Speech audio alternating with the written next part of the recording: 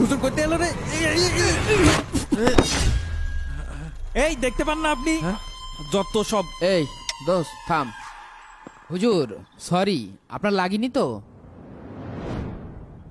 না বাবা, আল্লাহ রক্ষা করেছে। তোমরা এত তাড়াহুড়া করে কোথায় যাচ্ছিলে? আসলে হুজুর, আমার এক বন্ধুর বাসায় দুর্গাপূজার দাওয়াত আছে, ওখানেই যাচ্ছিলাম। ও হুজুর, আব্বু এই যে অজুখানার টাইলসের টাকাটা দিতে বলছিল, এই যে। আল্লাহ তোমার আব্বুকে উত্তম প্রতিদান দান করুক। তোমরা পূজায় যাচ্ছিলে বললে? জি হুজুর, প্রতি বছরই যাই। কেন? আসলে হুজুর, আমি মনে করি ধর্ম পৃথিবীতে এসেছে মানুষের ভিতরে ভেদাভেদ সৃষ্টি করতে। যদি ধর্ম শান্তি আনতো তাহলে পৃথিবীতে এত আলাদা আলাদা ধর্ম থাকতো না। তোমার কথায় যুক্তি আছে বাবা। আচ্ছা চলো। কোথায়? আপনি যাবেন হুজুর পূজা দেখতে? হ্যাঁ যাব, চলো।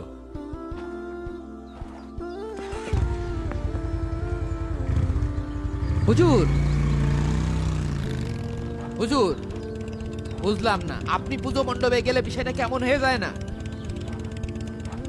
হুজুর আপনি বুঝতেন নাকি? আসসালামু আলাইকুম সভাপতি সাহেব। ওয়ালাইকুম আসসালাম। আপনাকেই মনে মনে খুঁজছিলাম। কেন? আমাকে একটু হেল্প করতে হবে।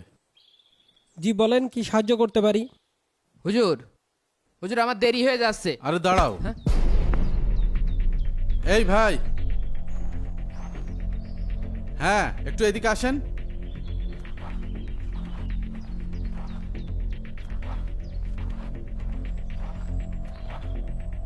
বাবা ফাহিম, তোমাকে একটা অফার দিতে চাই। আমাকে? হ্যাঁ। কি অফার হুজুর?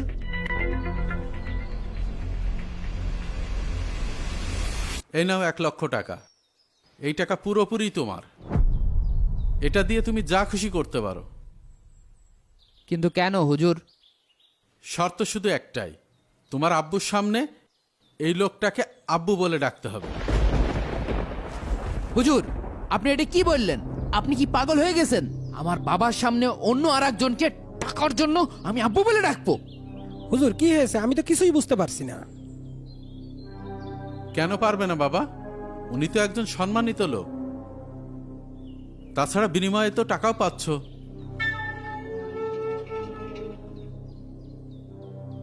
কও কও, আব্বা কও। আমার বাবা এখানে দাঁড়িয়ে রয়েছে। এই 1,00,000 টাকার চেয়ে আমার বাবার সম্মান অনেক বেশি। আমি এই সামান্য টাকার জন্য আমার পরিচয় বিক্রি করতে পারবো না। এই উত্তরটাই তোমার কাছ থেকে আশা করছিলাম। বাবা, তোমাকে সৃষ্টি করেছেন কে? আল্লাহ। তোমাকে খাওয়ান কে, পরান কে, সম্মান দিয়েছেন কে? আল্লাহ।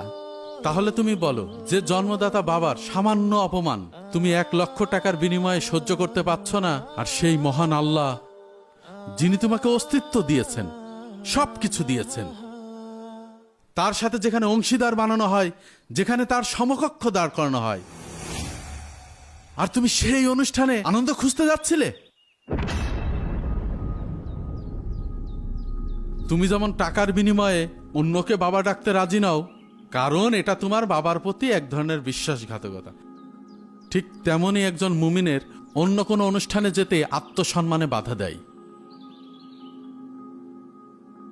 যেখানে আল্লাহ তাআলার সাথে শিরক করা হয়, আর শিরিক হচ্ছে সবচেয়ে বড় জুলুম, আর সেখানে তুমি আনন্দ করতে যাচ্ছ। আপনি ভাগ্যবান সভাপতি সাহেব, আপনার ছেলে তার বাবাকে ভালোবাসে, তাই সে তার স্থান কাউকে দিতে পারেনি। আশা করি সে আজকে থেকে তার রবকেও ভালোবাসবে। আজকে থেকেই বলুন, আর নয় আল্লাহকে অপমান। আপনার আরেকজন মুসলিম ভাইকেও ভিডিওটি শেয়ার করে সতর্ক করুন।